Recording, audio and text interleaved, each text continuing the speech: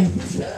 Good. So Ray was thanking everyone, like her teachers, and thank you, Ray, for what you said about what I did for the organization. But I just want to point out to all of you, I mean, you can tell by just listening to Ray that she's intelligent and compassionate and so large in spirit. But she had so much to do, not just with this event, but with Arizona Writers for Justice. She coined the name. I may have put the call out, but she really had the vision and shaped this organization and has worked so hard on it. So thank you, Ray, for all that you've done.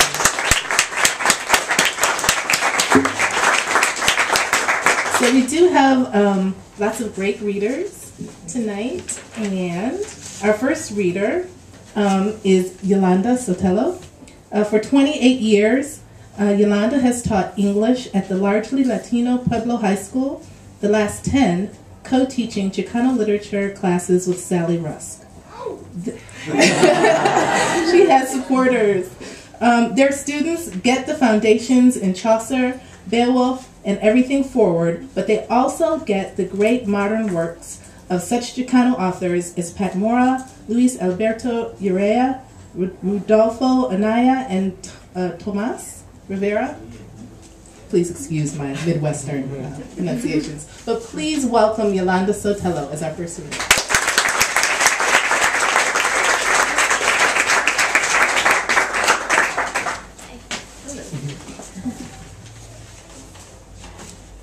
Hi. Hi.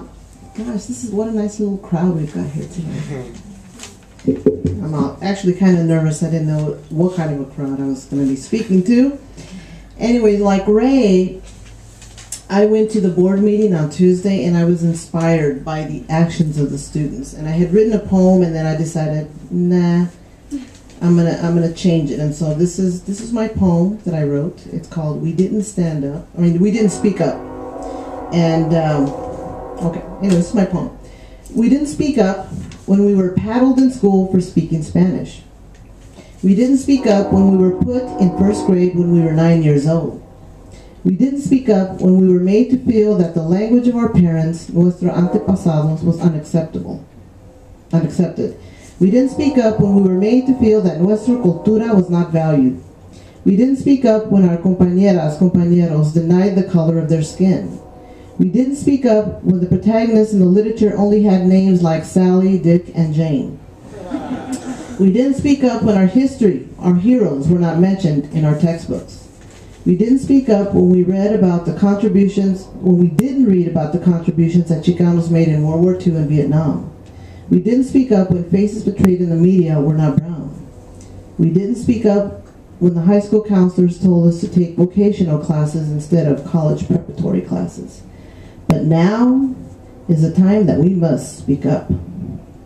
Isabel Garcia, Lorraine Lee, Salomon Baldenegro, Sean Arce, local heroes who have spoken up through their contributions to Tucson. Raul Grijalva, Jaime Escalante, Ellen Ochoa, our national heroes who have spoken up through their contributions to this nation. Luis Valdez, Elizabeth Peña, America Ferrera, James Edward Olmos have spoken up through their contributions they have made in the media. Sandra Cisneros, Rudolfo Anaya, Tomas Rivera, Patricia Preciado Martin have spoken up through their literary contributions. Tino Villanueva, Carmen Tafoya, Pat Mora, Jimmy Santiago Baca have spoken through their poetic words.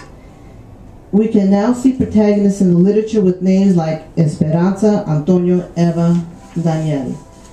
We can now see historical figures and events that reflect our heritage in history books.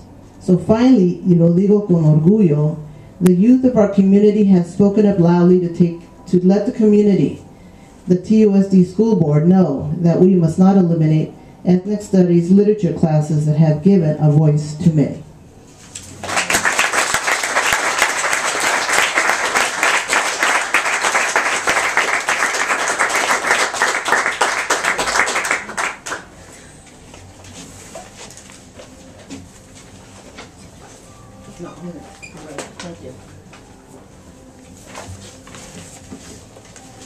Our next reader is Naomi Benaron.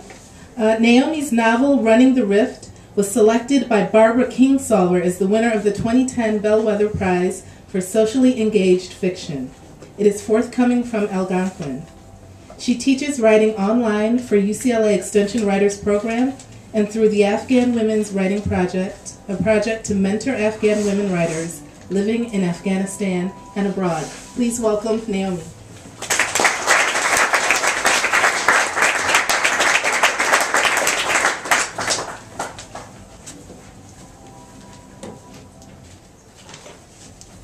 Wow, short people. I feel really honored to be here, to be part of this group, and thank everyone for coming, and thank Renee for asking me to be a part of this group. I'm going to read a poem. Can everybody hear me? I'm going to read a poem that I wrote. It's kind of an interweave of my own lines, and then I cut up the poem, The New Colossus by Emma Lazarus, which is the poem about give me your huddled masses, all that stuff from the Statue of Liberty. So it's called Cutting Up the New Colossus. Here at our sea-washed sunset gates, a mighty woman, and her name, Mother of Exiles.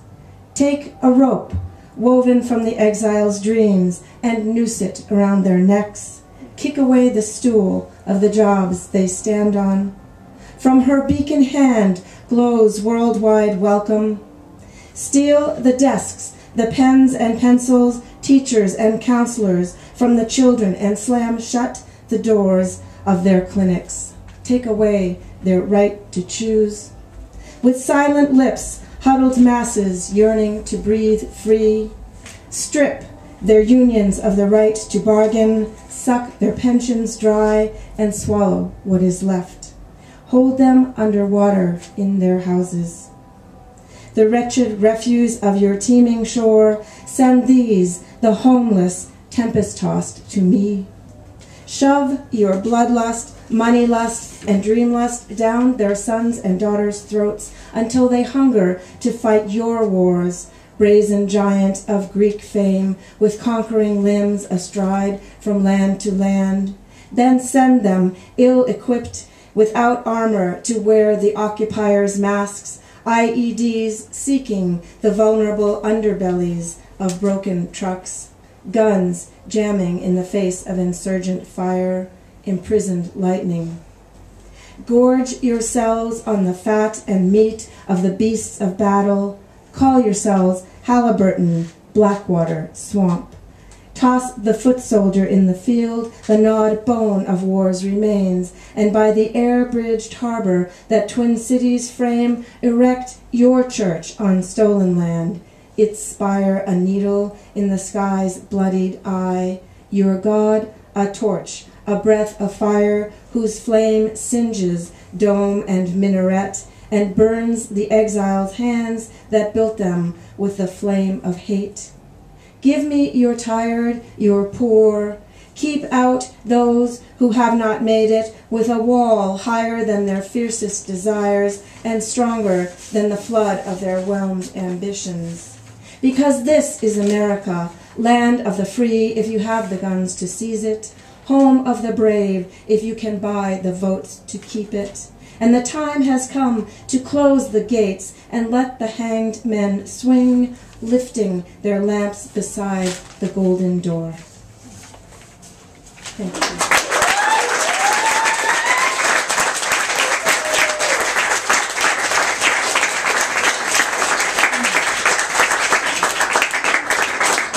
Thank you, Naomi. Our next reader is Merlin Hepworth. Merlin was the youngest poet to be invited to perform and teach a workshop at both the Northern Arizona Youth Poetry Festival in Flagstaff and Poetry Central in Phoenix. In 2009, he read with poet Jimmy Santiago Baca at the Coconino Center for the Arts. On the national scene, he has performed at major venues in Seattle, Dallas, Austin, Albuquerque, and elsewhere. Please welcome Merlin Hepworth.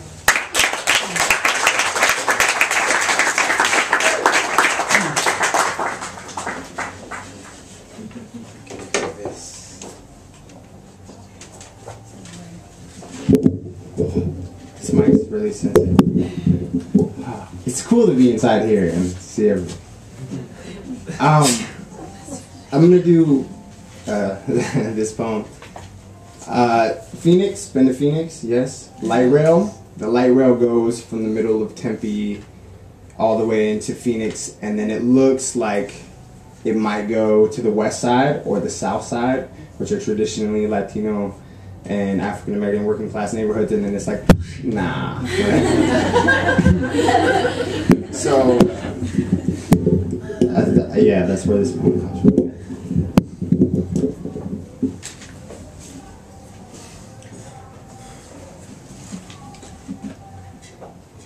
Gas prices rise and dinner plates lose weight, and there ain't no light rail on the south side. No plans for one either. Elicio listens to his kindergarten teacher read The Little Engine That Could, while his father builds light rail tracks that will never reach his own neighborhood. Elicio's father was born in Sinaloa. Slave does not always mean plantation. Once it meant Irish and Italian, German, Polish, Chinese, and Mexican. Once it meant Ellis Island. 11,000 people in a day inspected like dogs for disease, tossed back in the ship with any sign of suspicion. Families cut in half, their stomachs empty like the eyes of mothers who stood on the shores of the Mississippi watching their sons, their daughters carried off by some other master, wondering when Miss Tubman might come back around and show them where the underground tracks were hidden. It is American, the blood in it, the pattern of train tracks set like prison bars. This is how Elicio's father prays at night, staring through bars that hang from his window, because he understands that poor economy equals deportation. In the year 2050, Latinos will become the majority of the population. This makes politicians shake in their boots, because they understand that at the turn of the 20th century, there are more Irish men in New York City than in Dublin. And a few decades after they closed Ellis Island, JFK, Irish Catholic grandson of immigrants, was elected president of the United States. Can't you see that Kennedy sounds a little too much like Contreras or Cruz or Chavez? So conservatives shout, "Stop the invasion," with JFK stamps on their postage. Oh man, I'm messing with them. On their postage, it is American to use people and dispose of them. During the Depression, thousands of people with Spanish last names and dark features, most of which who were born here, were stuffed into railroad cars and deported by force. Mothers detained at the grocery store screaming for their children. "Please, I was born here. Please, I was born here." Their identification tossed in the dirt by a man with a baton. Trains carried them south. It is the same story now. In this recession, 29,000 deportations. You know it's bad when the greatest country on earth is too greedy to feed its own slaves. Immigration is America's new favorite noose. But the problem has always been Elicio, the sons and daughters of slaves, those who know nothing of Africa or Mexico. So train tracks are built for them, so they understand what side of the tracks they're from, what ghetto wasteland they're destined to die inside. Build them prisons and schools that look like prisons, so they're more likely to transition into a penitentiary than a university. Give them books and more books, but do not include names like Malcolm X, Ruben Salazar, Rodolfo Gonzalez. These names cannot compare to the importance of George Washington's cherry tree. Elicio will understand what is American by the sheriff's zip ties, by the tears on his father's face, by the shame in that moment when the man with the baton walks up to him and describes the train that will carry his father out of his life for good, by making reference to a children's story saying, "Remember, boy, he thought he could, you think you can." And one day, if Elicio is lucky enough to understand why there ain't no light rail on the south side, he will take that book and rewrite it.